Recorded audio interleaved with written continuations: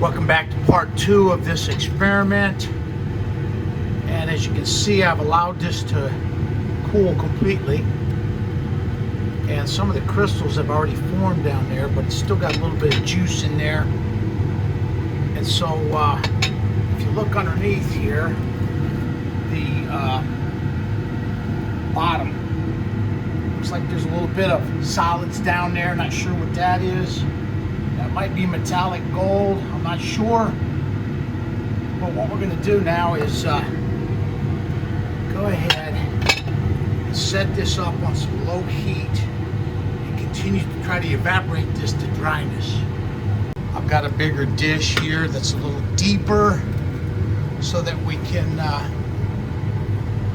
put a little bit more water in here. For now, I'm going to set the experiment up on the little glass rods in there to hold it up off the bottom of the dish and prevent direct heat contact from the heat plate. I'm adding some water to this, and we're going to heat the water and use a water bath to try to evaporate the rest of the moisture off of this chloroauric acid in this beaker. I'm adding more water to the container as it evaporates from the water bath to continue to try to evaporate that solution down to dryness. I've had this thing evaporating all day long, and I don't think it's going to go any further than it is right now. So what I'm going to do is pull this down off the heat, pull this jar up here, or this dish up here. And I've got a little container inside a beaker. And what we're going to do is try to pour this this reduced gold solution into this container.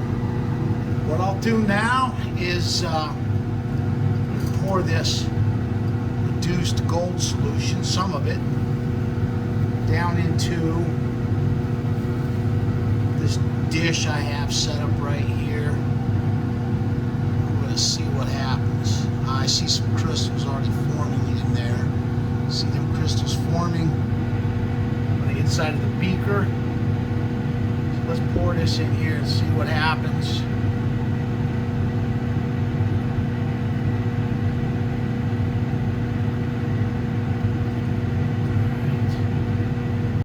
People want to know, why did I do this? What's the point of it?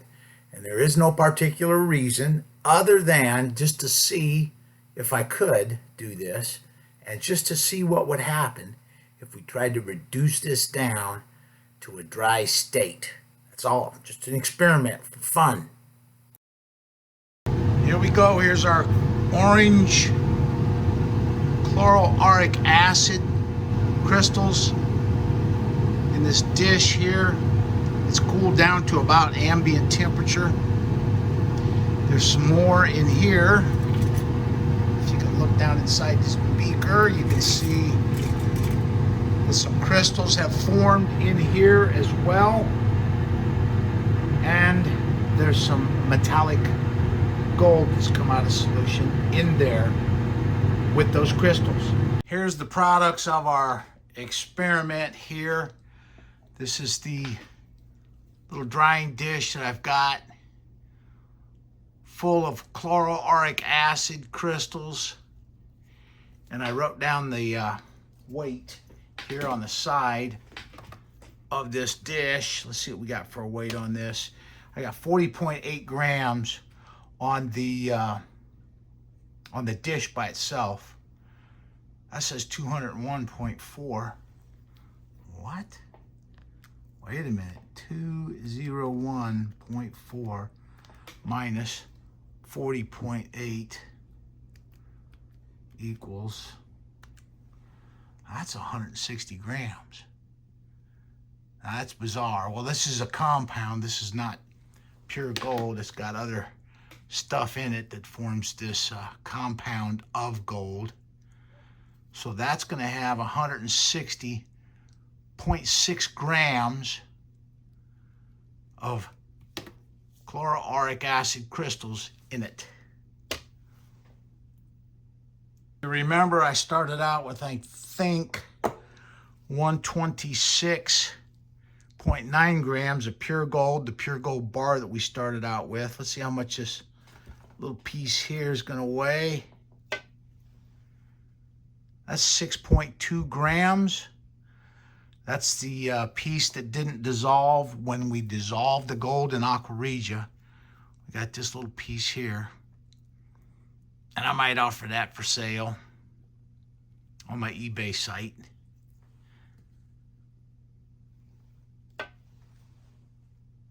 Now, having this thing weigh 160 grams of gold compound, chloroauric acid crystals in here, was totally unexpected. I thought that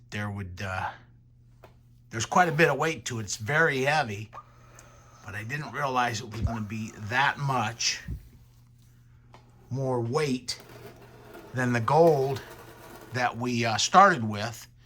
And these are the crystals that are down inside the beaker still. There's a little bit of gold that came out of solution during the evaporation in the first video. And you can see that the crystals are growing all up the side of the beaker there. As I poured it out, they condensed and crystallized out on the cool surface of the beaker as I poured it out into our little drying dish over here. So what I'll do is I'll redissolve all this stuff in hydrochloric acid. I'll put this up for sale on my eBay site, I guess, and let that go for bids. And we'll dissolve all this stuff in hydrochloric acid, filter it, and then reprecipitate the pure gold back out of these compounds. So for now, this will conclude part 2 of the evaporation to dryness of the chloroauric acid solution. Thank you for watching.